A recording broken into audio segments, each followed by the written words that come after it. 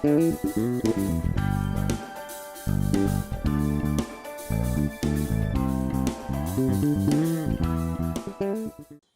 we are, we're not in the studio. This will be part of the new JAG ART 82, but we'll get back to that. So we're here with amazing Jennifer Charlton again. If you go back to episode 10. Don't ask me. That's terrible, I'm the one that edits it. Jan's laughing behind the camera. But we're here because Jennifer's kindly invited us along to her exhibition. I don't want to spoil it too much, but this will go out after it. Tell us what we're going to expect. Right, okay, so it's about body image. That's the main important part. The work was made as part of my artist in residency with Edinburgh College. It's a style of photography I've never done before, so I was really excited to try and teach myself how to do that in their studios. I really love like Paolo Reversi's work and Nadav Kandar, and it was inspired by that. They look very painterly, and it's all lit in a dark pitch black studio, and I just light it with a torch and light paint it.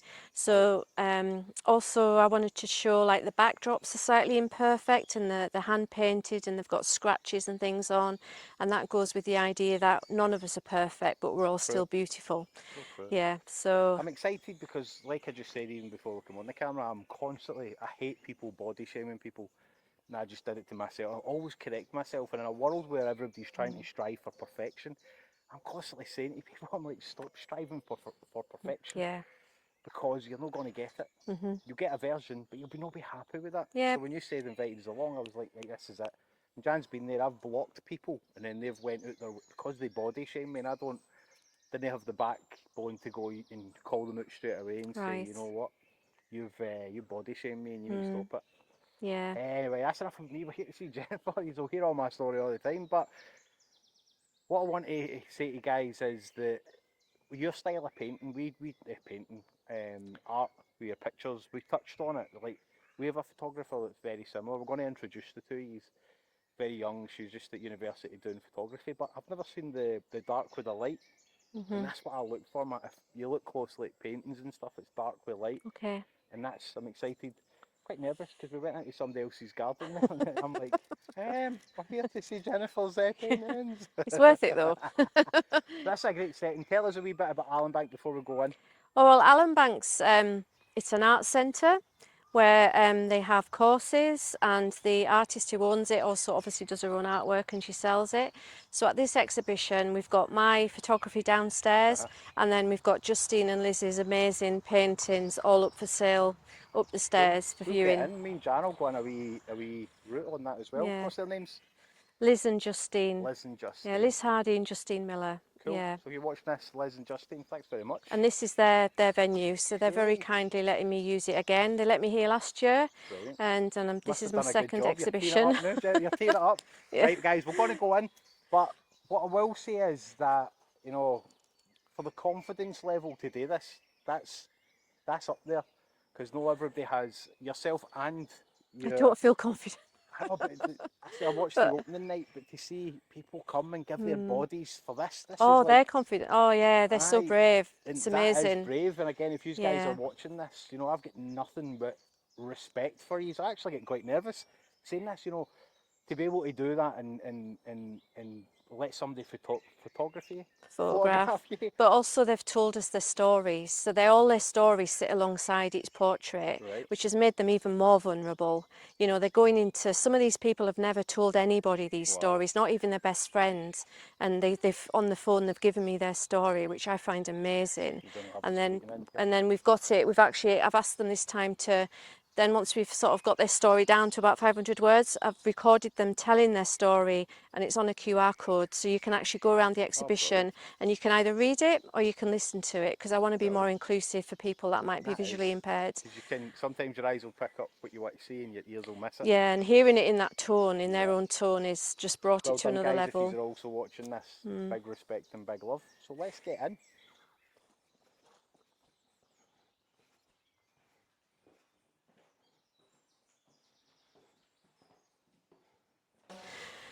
And we've got one male Scot, and we've got everybody from burlesque dancers, students, mums, We've got 3 people actually with diabetes, who are diabetic, who have their pumps on show. And then we've got Edie down here, who has the most amazing tattoo on her arm. So she's actually got 2 pictures in because I couldn't leave the tattoo out. And her story, she's an incredible woman. What's the backstory for this? I know I've got these stories, but we'll get to them. But what's the backstory? What made you choose this?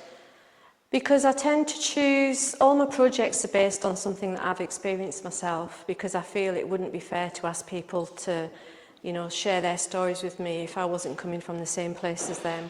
So the first one was on mental health, and this one is since I've put on a lot of weight, since I was, since I got long COVID really, and I just know how it affects me mentally as well as physically. So that's why I chose this one. The next one's going to be on domestic abuse. I'm working on that one already now. And then the next one after that is going to be on hidden disabilities. So they're always based on subjects that something is really close to my heart and that I personally can experience myself. So then I feel I'm not asking people to tell me their stories unless I can also share mine with them. It's only fair. And if you were to say this was gone out to people, which it will do, if you were looking for people, are you looking for somebody to come along and be your subject? Yeah, well, with this one, actually, I'm thinking about extending it, but I just want to get started on the domestic abuse one first. Like all of the projects, I would really love men to try and come forward if they could as well. So we've got a balanced view of, you know, obviously they are exposed to everything as well as the females, but I suppose it's harder for them because they're often working through the week. But I'll put my name down. Thank you. I'm shy of doing stuff like this, which people would think. Yeah. But I'm not shy when I know what comes out after it. Mm-hmm. Yeah, so I think with this, the stories, when you hear quite a few stories, you tend to see patterns. And the one that really struck me with the body image is how many people, their stories began when they were at school and really young actually, and a lot of it started with bullying, and they've still taken that right through to their adult life. And with the domestic abuse, I can still see the same patterns coming up and up again. So all of the work is made really to try and reduce stigma. Hopefully people will not just jump to conclusions, because once you hear the stories, actually they're all quite surprising. And really just to try and increase awareness and kindness to each other. That's my hope. And then the people that have taken part of it, they keep saying they've actually found it really cathartic a lot of the time, yeah, and they've found it a really good way to share their story, maybe even with really close family members that they've not been able to talk to, and they've brought their family members to the exhibition, and then they've started that conversation, and that healing starts in the family. So there's lots of dimensions as to why the projects are really important, I think.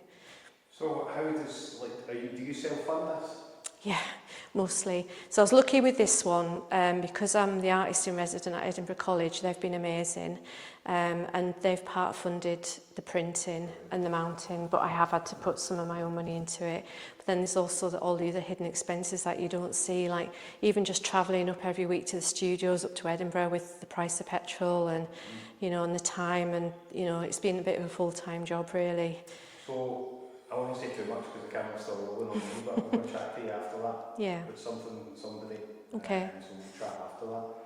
But I'm interested in getting to know a couple of these amazing, brave people on it, and that's what people forget. We are people, do you know what I mean? We are a nation of people, but everybody wants to label you. Yeah, and when you look at some of them, you know, they are beautiful, like stunning. You wouldn't even expect some of these people to have issues, but everybody has. So I've picked this amazing human being because I took a picture when I was drunk one night, and I have an old phone and it was cracked. The camera was cracked, and just before I got sober and clean, the photo was all distorted, and it gave me some sort of, I can't explain it, something. Was it an awakening as an artist? Was it? Because after that, it was like 7 or 8 days after that, I got sober. Right. So it was photos of a big part of my journey. So when I seen this, it was like resonated. Yes, very much so. Okay. So yeah, so Laura's amazing. She was actually born with a really large birthmark on her chest. And then when she was a young girl, had a skin graft. Right. But she struggled with the aftercare.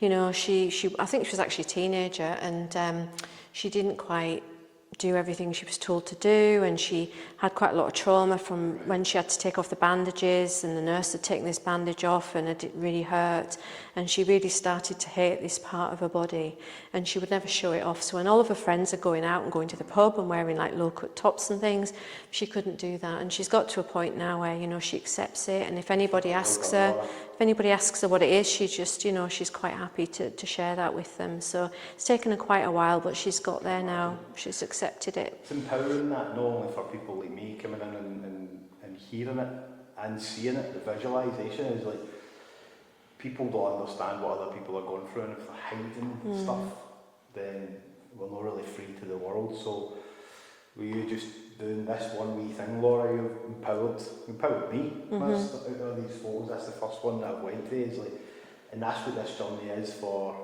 what our company is, and what you're doing is about empowering people without actually giving you big pats on the back. It's about the real finding out who these people are, what they do, and what they've been through. So, and making peace with yourself. I think that goes through most of the projects that I do.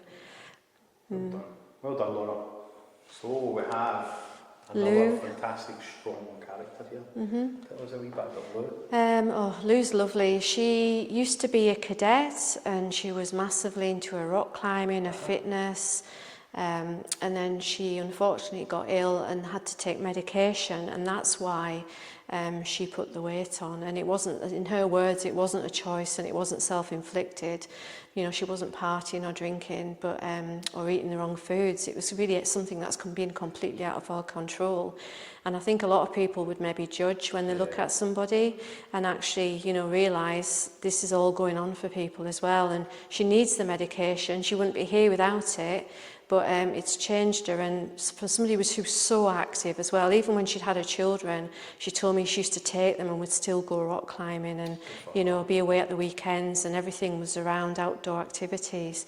So this has come as, you know, a huge change for her in her life.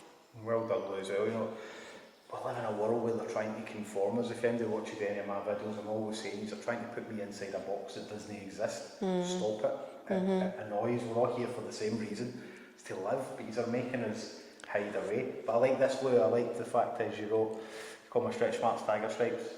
I love that. Yeah, from having her children, yeah. So they are parts of her that she's learnt to love as well. We should be able to love ourselves in a world where love is a commodity now, isn't it? Without going too deep, love is a commodity that we've seen to be, because it doesn't make money, or it does make money, and it's like, as a neurodivergent person, like, I've got more in common with everybody in these photos than I have with the other part of the world. Yeah. And it's sad that we become the minority, but we're actually the majority.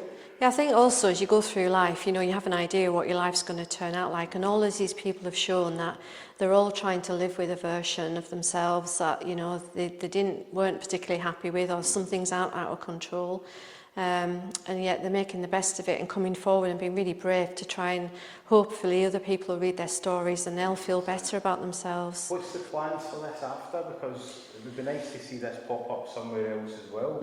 Well, part of it's going up to Edinburgh on the 3rd of June, so that's at the Out of the Blue Drill Hall, just off Leith Walk. That's the Edinburgh College graduate show, but because I'm the artist in resident there, I get to show some of this. But it will be a small portion of it because they don't have the same amount of space, obviously. So that's going to be the next big thing for me, is trying to choose which ones to take up there, which is really, it's like choosing between your children. It's quite difficult. Yeah, and then I'm hopefully, you know, we'll start to look at other venues and try and raise the money to try and get it seen. I'd love to get it seen all over the country. You know, think you can help Jennifer out, please reach out. You know, we're going to go away and have a look at our network as well, and see who, you know, all this costs money, and the people who own this place have been kind enough to you, Jennifer, but this is the stuff really that you should be seeing, this is the stuff you should be getting behind. Not just because Jennifer's were friendly, because I too have a version of what all these photos are, it's because it's the right thing to do, do you know what I mean? And things cost money. If we're talking about love costing us money, you know, all this does as well. So have a wee reach out, Jennifer. Where can they find you? Jennifer Charlton photography.com. I'm on Instagram as well.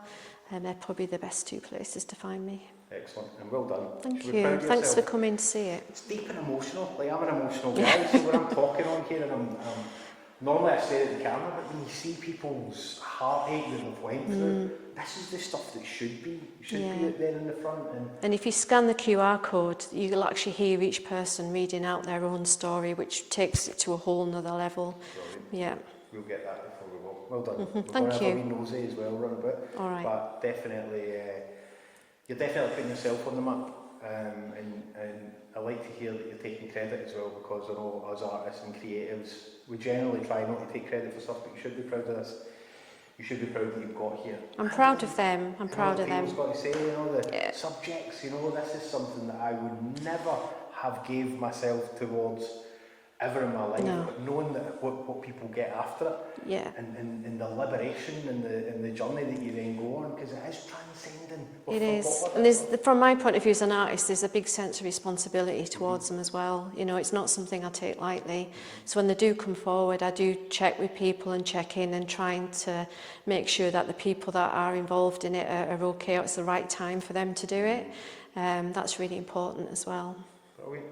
Well, I'm going to have a well done, Jennifer. Thank you. Thank you very much. Thanks for coming. Thank you, Jan, for the camera as well, for behind the scenes. See you soon, guys. Thank you for watching, guys, and well done, Jennifer, and all the brave subjects who got their photos taken, and for the amazing venue at Allanbanks. Check them out, guys, online.